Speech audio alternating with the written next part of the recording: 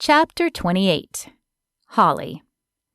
Holly's stomach knotted and bunched as she watched Dougie return to the gazebo with Mandy Meadows. What was she doing here, and why had she been spying on them? Could she have had something to do with the fire? "What's going on, Dougie?" Holly noticed that Mandy didn't meet her eyes. "I'm going to let Mandy explain." He pushed the girl forward. "Go on, tell her what you told me." Mandy chewed on her bottom lip and fiddled with the hem of her shirt before finally lifting her eyes. "I came to Courage to find you because you're my sister." Holly grabbed hold of the railing as her knees gave way. "What are you talking about? I don't have a sister." She'd always wanted one, but there was no sister in her life. There was a brother, one she didn't talk to very often anymore, because he'd followed in the steps of their father. But there was no sister. Holly had been the only girl in their family. "Half-sister, then. I have a different mother, but Brad Bingman is my father." The railing was no longer enough. Holly stumbled over to one of the chairs and sank down. Another kid? She'd always thought it was possible with the many affairs her father had, but none had ever surfaced, and she had certainly never expected one to find her and waltz nonchalantly into her life. "I don't know what you're talking about." Maybe if she just refused to acknowledge this woman's story, she would go away. Mandy sat across from her in the other chair. "Sure you do. Brad met my mother Amy on the campaign trail years ago." She tucked a raven strand behind her ear. "I didn't really understand who Brad was until I was in high school. When I found out, I started trying to track you and your brother down. He was easy, but you disappeared from the news, so the only thing I could find was your high school graduation announcement until a few weeks ago. Then I saw the story about you on the internet." That stupid story. Holly had tried so hard to distance herself from her father and his issues, and one story had brought her past into the present. She sized up Mandy. She didn't look like Holly, other than the dark hair, nor did she resemble Brad, but Holly didn't really either. Thankfully, she'd taken after her mother. Still, the cautious side of her warned her to be careful. She'd let Frederick in her life, not realizing what he was, and she wasn't keen to do it again. "My father knows about you?" Mandy nodded, an aura of sadness floating around her head like a halo. "He does, though I wish I had a different dad. I told you he met my mom during one of his campaign trips when he was trying to run for governor.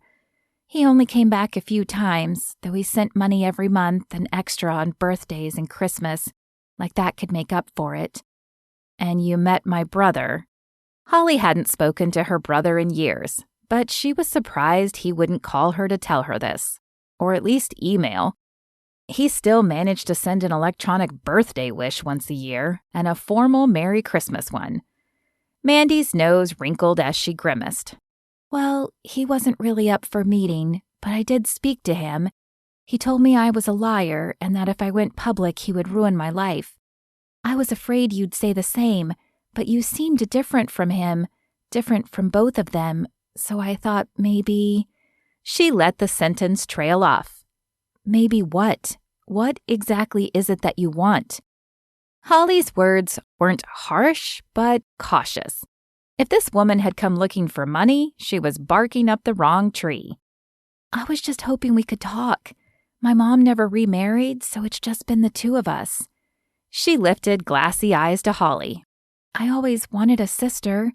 It's silly, but I was hoping maybe we could be friends at least."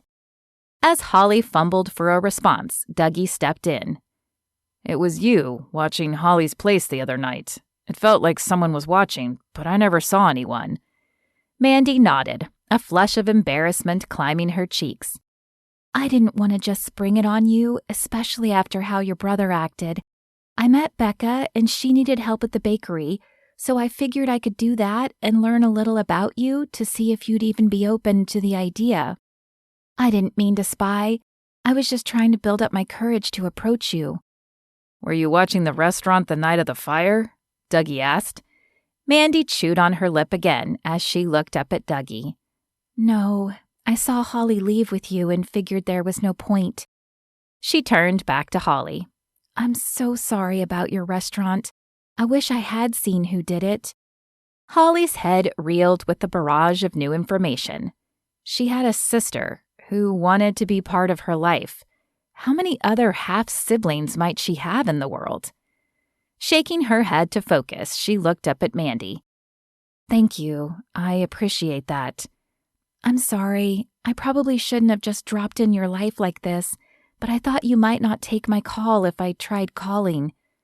You'd probably have been right. I parted ways with my father a long time ago because of his affairs. Suddenly, a piece of the puzzle clicked into place.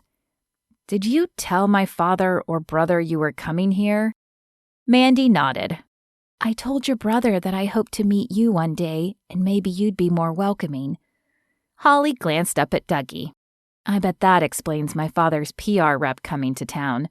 It makes much more sense that she would come here expecting a scene and try to get ahead of it. Dougie nodded. That sounds reasonable, and it means she probably had nothing to do with the fire. Holly wasn't so sure about that. She wouldn't put anything past her father. But she chose not to focus on that and turned to the woman across from her again. She still wasn't convinced Mandy was telling the truth. After Frederick, she didn't trust as easily as she once had. But Mandy did seem earnest, and what reason would she have to lie? So tell me about you. Where do you live? Mandy's lips mashed together. I'm from New York, same as you, but I've been thinking about moving. I don't know if I'll stay around here, but I'm enjoying working for Becca right now. Did you attend college? The woman looked younger than Holly, but old enough to be out of college if she'd gone right after high school. Mandy nodded. I studied business because I wasn't sure what I wanted to do. That will help you with whatever you decide. Holly wasn't sure what else to say. Not only was she in shock, but her mind was trying to figure out how to tell if Mandy was telling the truth. Questions were too easy. Her father was a public figure, and the right person could find out almost anything about him. But the only other option Holly could think of was running a genetics test on Mandy. So you really came here just to meet me? Because if you're after money, I don't have any. Mandy shook her head. No, I don't need money. Our father may not have been a dad to me, but he did set me up financially. I just want to spend time with you, see if we can be friends. I'm sorry I interrupted your night tonight, but would you come by the bakery in the next few days? I'll buy you a coffee and we can talk. Sure, I can do that. Holly had nothing else pressing in her life at the moment, and besides, maybe it would give her a chance to get something from Mandy to test her DNA on. She wanted to be sure the woman was related to her before she let her get too close. But a chat over coffee seemed safe enough. Thank you. I'll let you get back to your evening, and I'll see you soon. As Mandy hurried from the gazebo, Dougie turned to her. What are you thinking? Holly shrugged and rose to stand next to Dougie. I'm thinking of that old saying that you should keep your friends close and your enemies closer. If she is my sister, then I'm open to getting to know her. And if she's not, then maybe I'll find out what she really wants. If I can snag a cup or something from her, do you think you could run DNA? Dougie nodded and wrapped his arm around her shoulder. Yeah, I'll try, and I'll do a little digging on her too and see what I can find. Holly turned so that she was facing Dougie. Thank you. You are doing so much for me, and I'm not sure I can ever thank you, but I'd like to try. Before he could say anything more, she wrapped her arms around his neck and lifted on her toes to press her lips against his. For a second, she wondered if she'd made a mistake when he didn't respond. But then his arms wrapped around her waist and he pulled her tighter. For the first time in a long time, she felt like things were going to be okay.